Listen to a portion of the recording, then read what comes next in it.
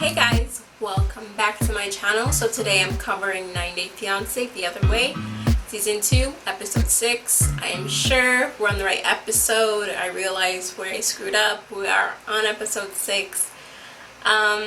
So with that being said, let's just get into it. So first we'll start off with Jenny and Sumit. There really wasn't much with them. So it's the next day since Jenny has arrived in India, and she had promised her daughters that she would confront Sumit about the divorce papers and handing them for him to hand her the divorce papers. I knew, and Jenny should have known, that Sumit did not have the divorce papers. I don't think I heard anything being said with the tune of like, oh, when I get there I need to see these papers.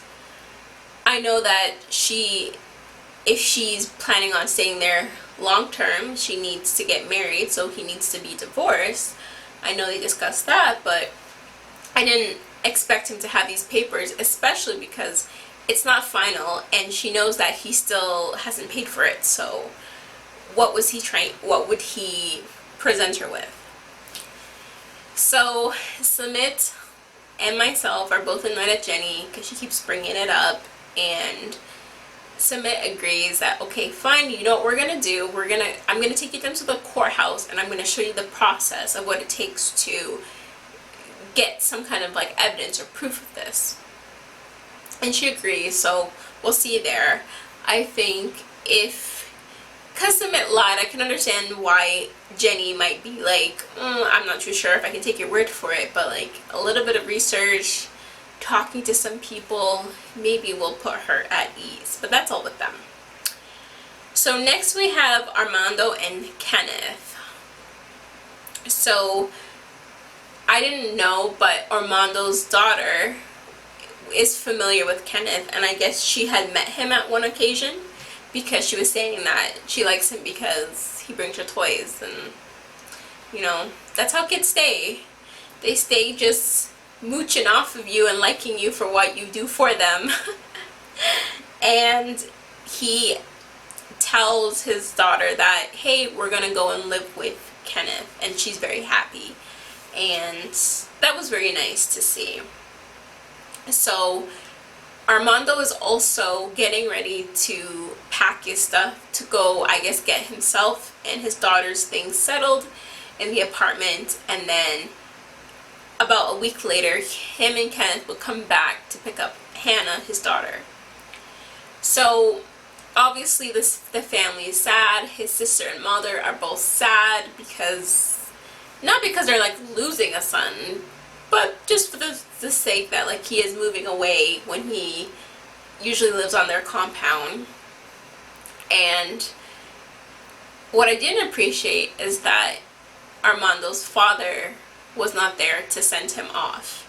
And I feel like, I understand you have your reservations with what your son is telling you and what's happening with his life, and you might not agree with it, but you don't want to be like, you don't want that to be the last impression that your son has of you, of like, I'm leaving, I'm not coming back. When I say that, I don't mean it in like a dramatic way, but like, I'm actually physically leaving and I'm not coming back.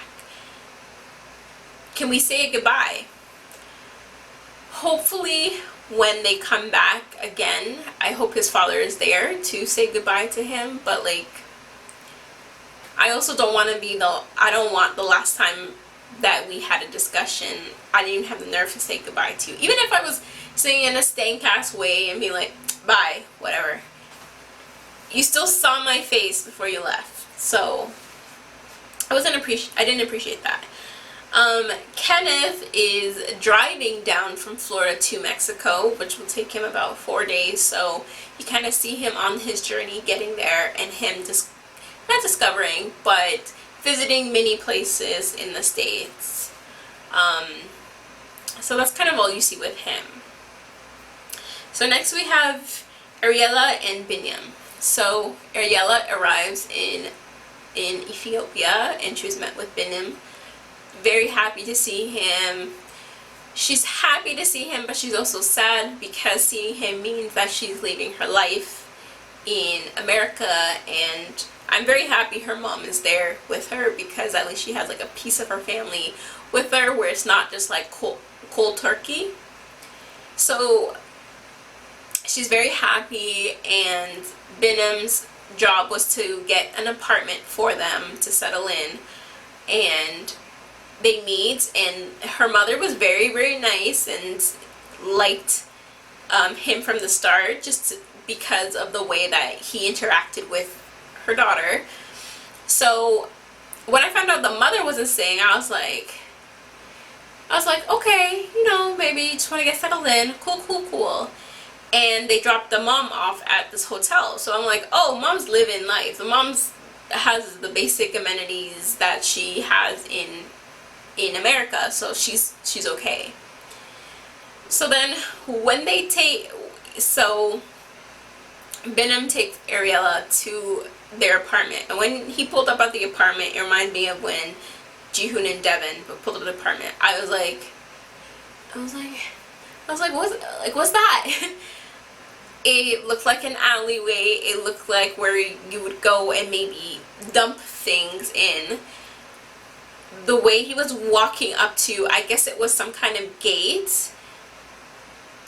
It did not even look like the gate opened or anything, and I was just like, oh my god. So it seemed like it's a gate, it's like an enclosed area, and you have a gate and then you have the place.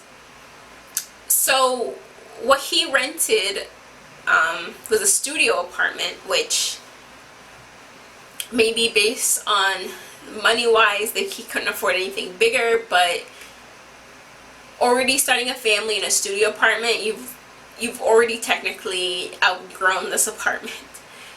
But maybe this is their starter place. So the apartment looks like it is a furnished apartment, and the furniture doesn't change or get updated, and like I don't want this to sound from like someone with like a privileged background of just like, you know, I'm accustomed to this and stuff like that. But I felt like she is used to seeing a certain thing, and for her not to see it and for you to present that as in like, this is what it is, it didn't seem like there was like any effort put into it. She had some requirements and he didn't seem to really meet them, or to kind of chalk it up to like, you know, this is Ethiopia, so you know how it is. I don't know money wise what's the situation, because Ariela in America seems very well off, like her family seems very well off, but Binyam is not. So I also don't know what Ariela expected like a 3-star treatment, because she didn't get it. That washroom, I have a thing with washrooms, that is not the best. And like, he couldn't get a toilet seat cover. Like, how is this pregnant woman supposed to stoop and pee and do her business? Like, he could have done some of these stuff. He could have put some new sheet on the bed, like little things like that to kind of show effort, like I'm trying. None of that was done, and it was kind of just like, this is what it is.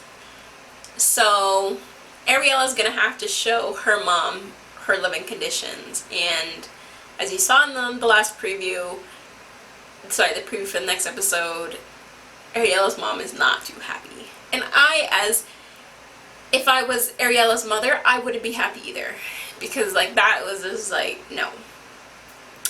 So next we have Devin and Ji-Hoon. So they pull up to the alley and they finally get inside.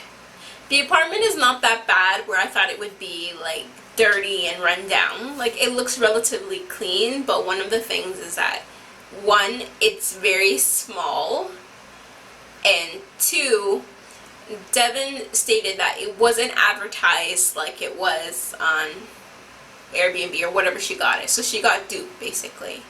But she has no choice. She has to stay there. The place doesn't even have a living room. It has a common area that consists of a kitchen and table and chair. It kind of reminds me more of like a hostel, like a living hostel situation than like an apartment.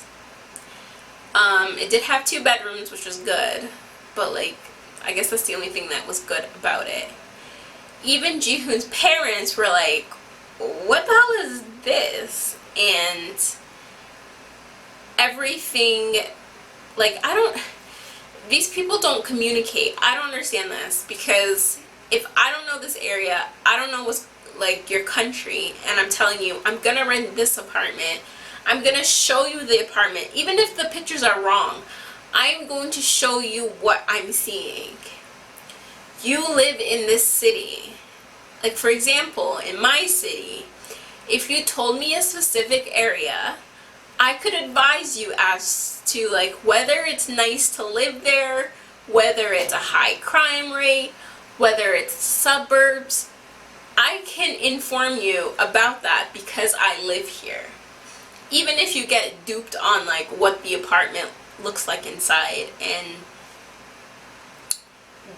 Ji-Hoon did none of that. Ji-Hoon just kind of, it seemed like Ji-Hoon was just like, alright, just get whatever and we'll see when we see. So Ji-Hoon realizes that like, okay, he's effed up beyond belief and he needs to fix this. I don't know how he's trying to fix this when he has no money. Make it make sense, but he's gonna try.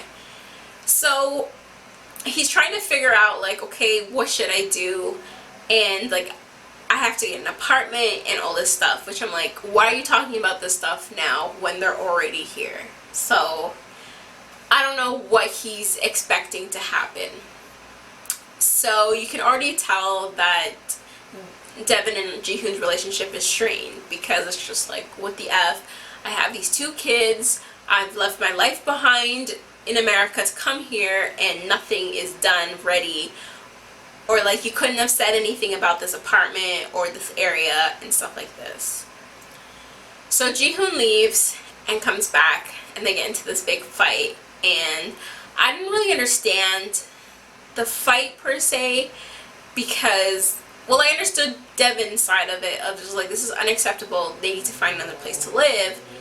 And then like Ji-Hoon was just like, I'll pay for everything, I'll pay for everything. I'm like, how are you gonna pay for everything? I can understand like, are you taking out loans to pay for everything? Are you borrowing money to pay for everything? Like, how are you just gonna pay for everything?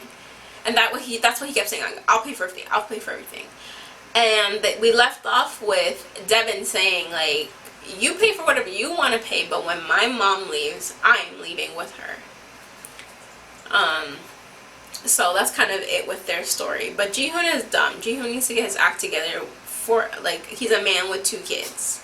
Like, come on. So last but not least, we have Tim and Melissa. We still have not met Melissa yet, so I have no opinions on her.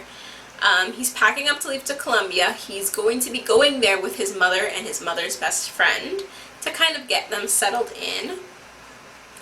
I hope this cheating thing is not brought up every single episode, even though like that's their like issue. Unless he's going to reveal more or talk about like forgetting about this. He makes the first steps of like seeing, you get to see him with his therapist talking, and I hope he's been seeing her for a year. I hope some of the conversations they had in this episode that they've had since time, because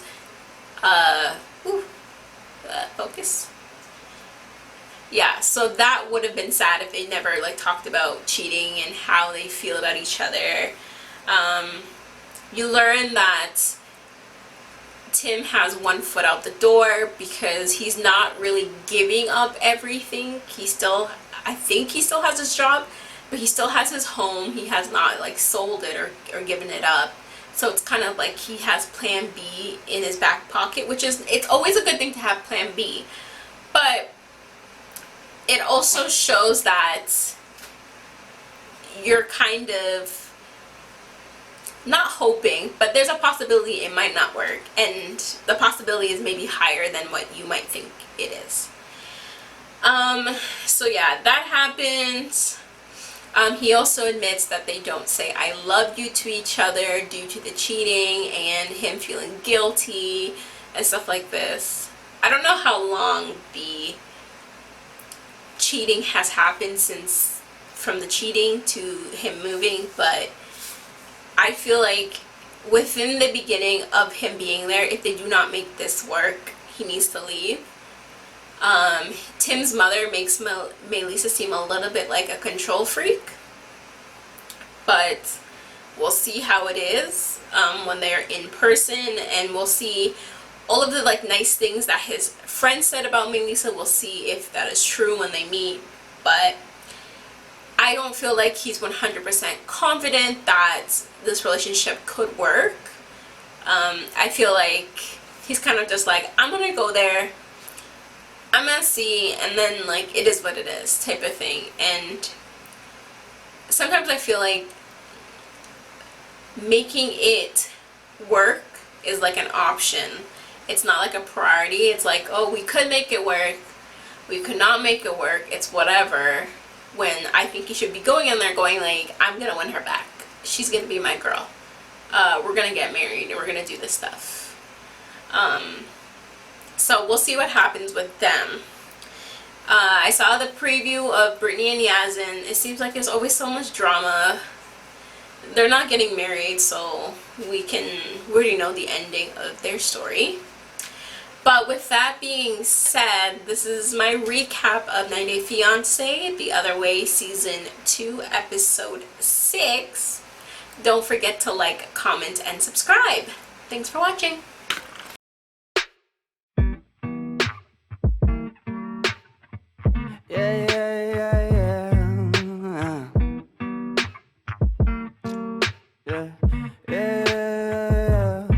I'm just a dumb cunt, fucking sick and tired of it. Maybe I could front love, maybe I could buy a zip, maybe I get fucked up. Next time I could save some. Why it's gotta be like this? Why it's gotta be that way? Put it inside. Feel so rise up, banging on that loud.